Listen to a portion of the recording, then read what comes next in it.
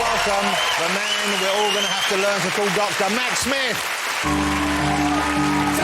Doctor, give me the news. I got a bad case of loving you. No kills gonna kill my ass. I got a bad case of loving you.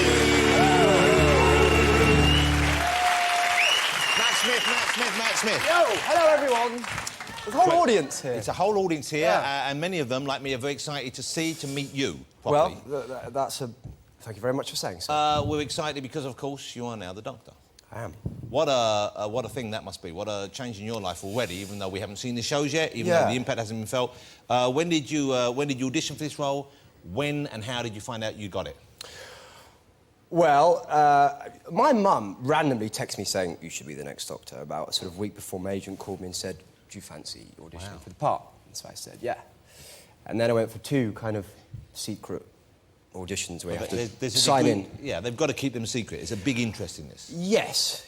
I mean, you know, we're showing the new ep on the 3rd and it feels like a massive security breach, frankly. But anyway, so I auditioned and I thought nothing of it, really, and it was in a very trashy hotel. And then I got a call back from my agent saying, yeah, you can go again. So I went for the second one. I just tried to do it as sort of clearly and creatively and honestly as I could, which is all you can ever do, you know? Matt, let me interrupt you. When you audition, do they give you a script of a Doctor Who episode? Do they ask you to do something for new? So they give one that's been out already or a new one? No, they gave me Ep 1.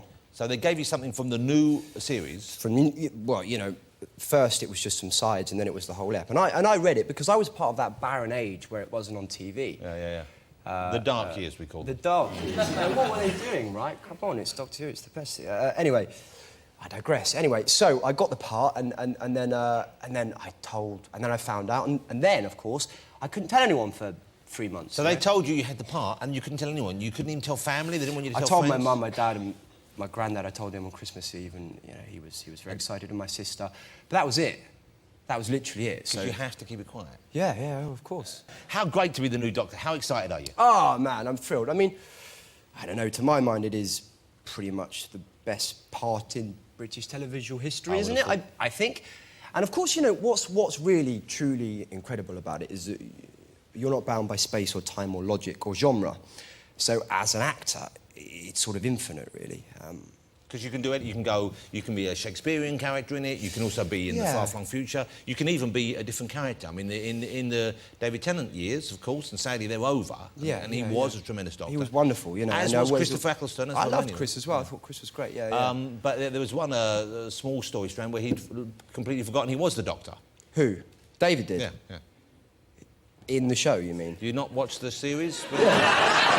Oh, sorry, you mean in the actual, as a narrative structure? Real life, he didn't lose his memory. of course, He didn't wake up and said, oh, I'm out of work. Yeah. Be worrying, wouldn't it? I'm saying, as an actor, that must be great knowing you don't... the infinite possibilities, nearly. Yeah, it is. I mean, it's something that, obviously, as the series goes on, you realise more and more, and I think my Doctor probably becomes more assured as the series evolves and develops. And, I mean, you know, of course, it's infinite narrative, and therefore there are infinite multitudes of the character that you can explore and that sort of become more and more interesting. I mean, we meet the companion in a very ingenious way. I showed it you earlier. I've got this to show you, sir. This is the new Sonic screwdriver, man. That's wow. This is the proper one. That's it. This is the one you use in the show. Yeah. Because I know they're going to bring out a toy version of this, and I've held one of the toy ones, and obviously it's considerably larger. This is the actual one. That is the one. Oh man, I'm excited now. Yeah, of course. Right, it's cool, isn't it? And that's where he checks all his readings. Someone's trousers are going to fall down right now. Did you, when you got it, did you practice at home brandishing it and whipping out your pocket? And Absolutely. And I sort of tossed it a few times. Can I say it? Yeah. There you are. And that's how he checks his readings. Oh, you like that? Yeah. It's exciting. I started doing that quite a lot to start with. So because the weight of it's different to the old one, because I use the old one, of course. So when they make you a prop, you do at the beginning, they give it to you to go and to make it your own, to play around with it? Yeah. I think with anything dramatic, you sort of have to reinvent it as your own thing, you know? Now, the TARDIS is different as well, isn't it? It is, yeah. You're going to love that. It's great. How is it different? Again, I can't give too much away. Oh, come on. It's bigger. There you go, it's bigger. Well, how can it be bigger? Well, it's bigger. What, bigger on the inside? It's bigger on the inside than bigger on the inside previously. Yeah, it's bigger. But the outside is still smaller? The outside is still a police blue box, yeah. So the outside looks exactly the same? Well, it's a different tint. There's a different blue. That's not the most exciting revelation really? Okay, I could have sorry. winkled out of you. Yeah. No, I mean, it's sort of bigger on the inside. There are... it's difficult because you can't really give away a lot. There are levels to it, I'll say that. It's got whole other rooms.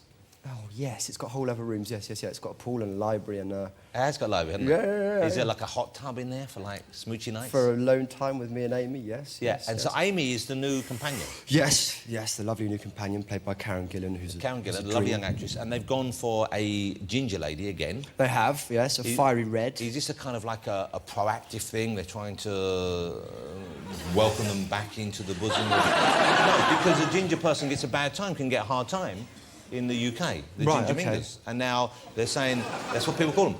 And so they're saying, no, look. Redheads are cool. A doctor loves a redhead person. Boom. Yeah, I think gingers are pretty hip. I mean, you've seen her. She's a 10. Sober 10 or drunk 10? No, I wouldn't do them. No, yeah.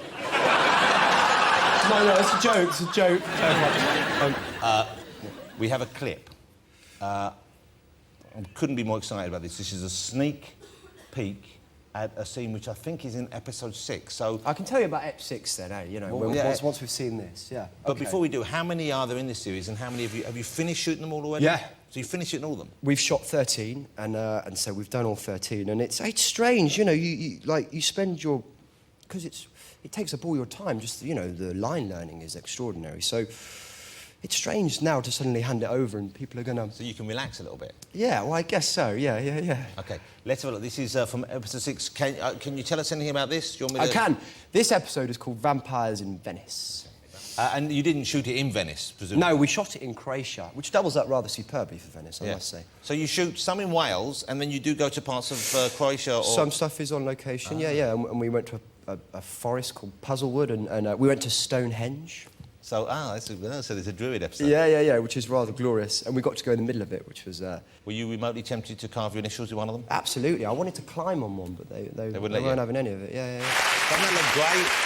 Yeah. And the outfit we saw you in there, which is the little bow tie and all that, is that the outfit that you wear as a doctor? Yeah, that is. But, it varies. And one thing I will say about this particular doctor and his costume is I think it will evolve, I think it will be something that is... I quite like a hat. Well, you should have a word with them. Yeah, I have had a word. Can you bring in your own things and say, how about this? Yeah. I mean, I brought in the tweed jacket and the braces, and then I tried a bow tie, and they're a bit like... I don't know, but it just sort of sat right. So how long will you stay in the role? How long have you agreed to stay at the moment, and could that, or would that be extended, do you think? Yeah, I mean, look, I hope to do at least... Well, I hope to do at least another year and ideally a couple more years. We'll see. Because it's a wonderful part, and I want to keep it. And I've, sort of got my teeth into it now. And it's... So David was there for 4 years, I think. He was, yeah. I think the longest-serving doctor is Tom Baker. 7, wasn't it? 7 years, Yeah. Whether... I know a few people involved in the series and TV. Some people have been writing, some people who've just involved as future writers. And everyone who's seen the footage of you has said it's going to blow everyone away. That's very kind of you to say. Thank you. That you're incredible in the role. Thank you. I don't think a it's a task that many people would envy, following David Tennant, who was just incredible. I mean, really was. And that last couple of episodes, I don't think I've engaged as fully with drama on TV. It was But that's incredible. what it can do. That's the beauty of it. That's the power of it. Yeah. But you are apparently living up to all those expectations. So I can't wait to see it. I welcome you to the role. I hope you have a tremendous time doing it, and I'm sure it's going to be an exciting new time for everyone who loves the series. Ladies and gentlemen, Mr. Matt Smith.